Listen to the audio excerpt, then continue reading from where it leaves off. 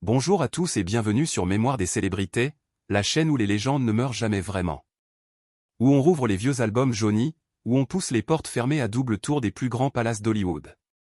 Où on vous raconte les histoires d'amour qui ont fait trembler le monde, mais qu'on n'a jamais osé raconter en entier. Si tu es nouveau ici, abonne-toi tout de suite, parce que ce qu'on va vivre aujourd'hui, tu ne le verras nulle part ailleurs. Aujourd'hui, on parle de l'histoire d'amour la plus belle, la plus toxique, la plus controversée et la plus déchirante du XXe siècle. Une histoire qui commence quand elle a 14 ans, et qui, à 79 ans, n'est toujours pas terminée.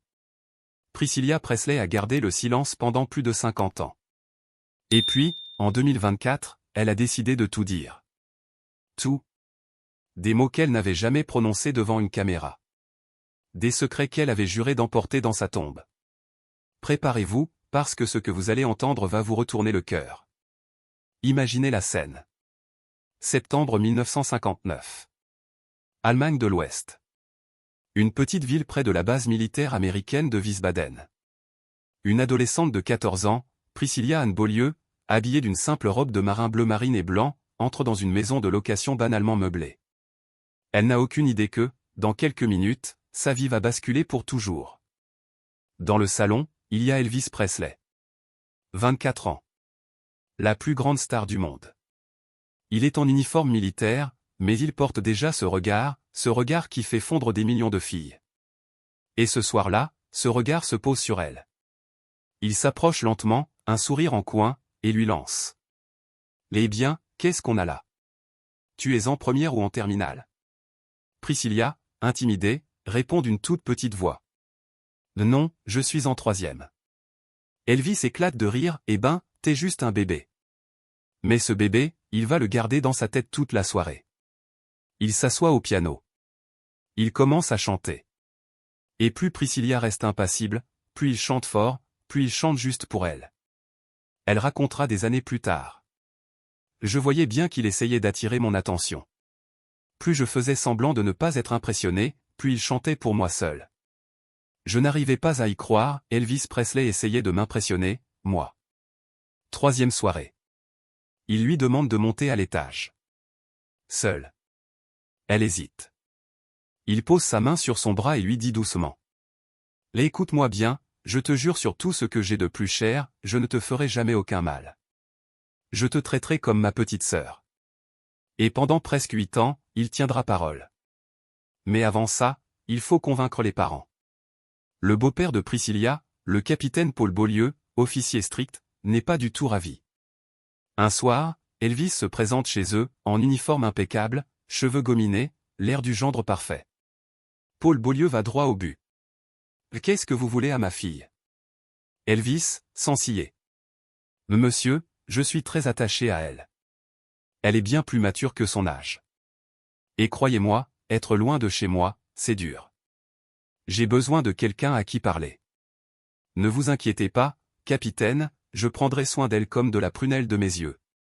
Le capitaine finira par céder, mais à une condition, pas de relation intime avant le mariage. Promesse acceptée. Et respectée. Mars 1960. Elvis quitte l'Allemagne. Priscilla reste seule, le cœur brisé. Et là, le silence radio. Des semaines. Des mois. Elle ouvre les journaux, Elvis avec Nancy Sinatra. Elvis avec Anita Wood. Elvis avec une actrice différente chaque semaine. Elle vit dans l'angoisse. Elle attend un appel qui ne vient pas. Et puis, un jour de 1962, le téléphone sonne enfin. Viens à Los Angeles. Tout de suite. Elle a 17 ans. Ses parents acceptent, à contre-cœur. Elvis lui envoie un billet première classe. Mais quand elle arrive, il lui dit, « Tu ne peux pas dormir chez moi ce soir. » Pourquoi? Parce que 2 heures avant son avion, il a fait renvoyer Anita Wood en urgence pour qu'elle ne croise pas Priscilla. Il ne veut pas qu'elle sache qu'il y a une autre femme dans sa vie. C'est le début d'une double vie qui va durer des années. Noël 1962. Première fois à Graceland. Elvis tombe à genoux. Je ne peux plus vivre sans toi. Reviens t'installer ici. Finis ton lycée à Memphis. Il promet aux parents, elle vivra chez mon père Vernon et ma belle-mère dit. Promesse, en carton. 3 semaines après son arrivée, elle dort toutes les nuits dans le lit d'Elvis. Elle a 17 ans. Elle quitte tout, ses amis, son pays, son ancienne vie. Elle dira plus tard. Aujourd'hui, les gens me demandent, mais comment tes parents ont accepté? Je leur réponds, c'était une autre époque. On croyait encore à l'amour pur. J'étais folle amoureuse. Je me sentais protégée. Et là commence la transformation. Elvis la prend en main. Littéralement. Coiffure, il veut les cheveux noirs corbeaux, très longs, avec une énorme frange. Maquillage, eyeliner épais, faux cils, lèvres pâles. Vêtements, robes ultra sophistiquées, talons hauts, même à la maison. Elle devient sa poupée vivante.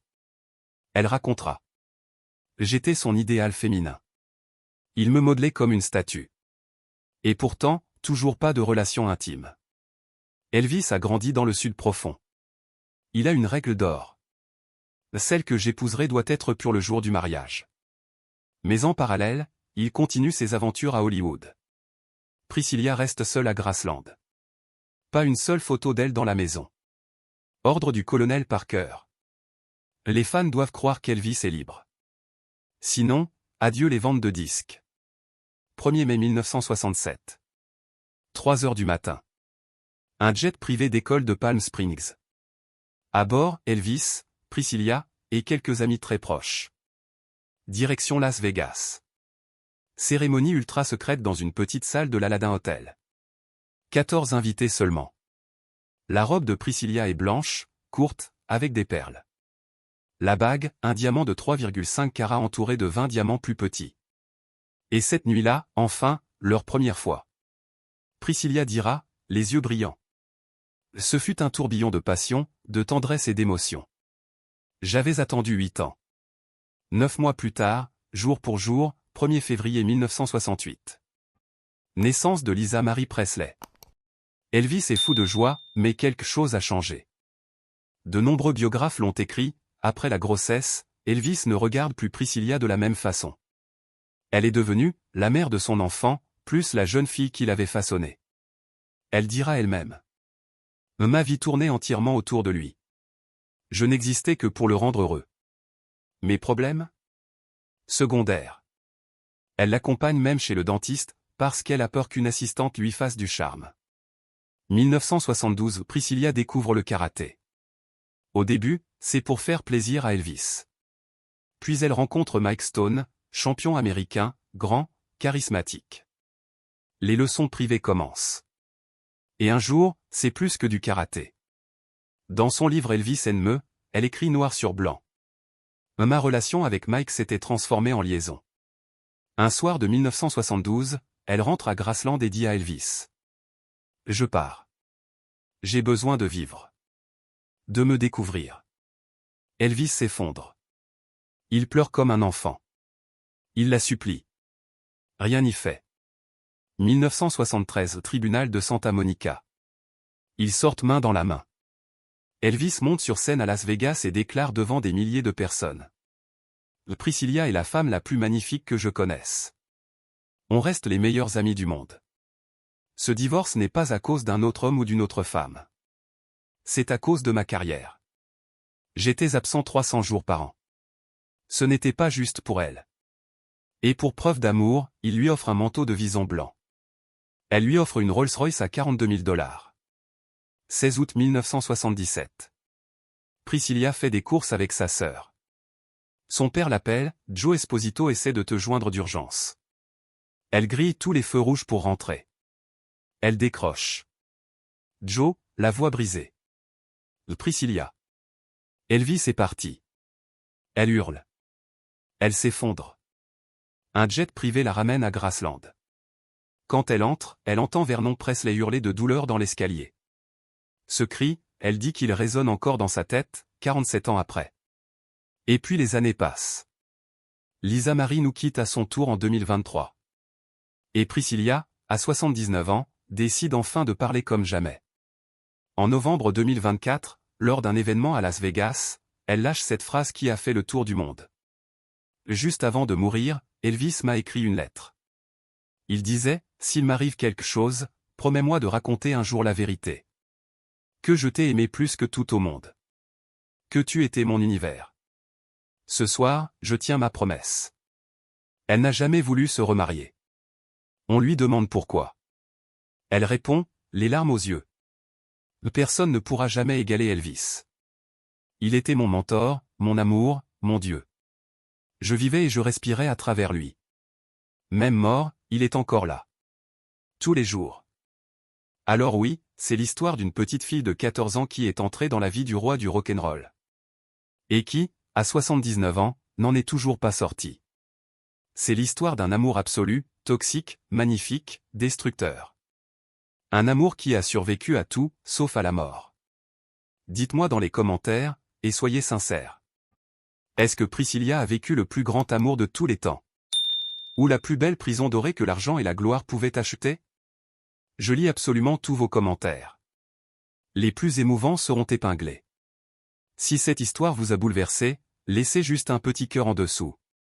Likez, abonnez-vous, activez la cloche, parce que la prochaine vidéo va vous détruire encore plus. Je vous dis à très vite sur Mémoire des célébrités.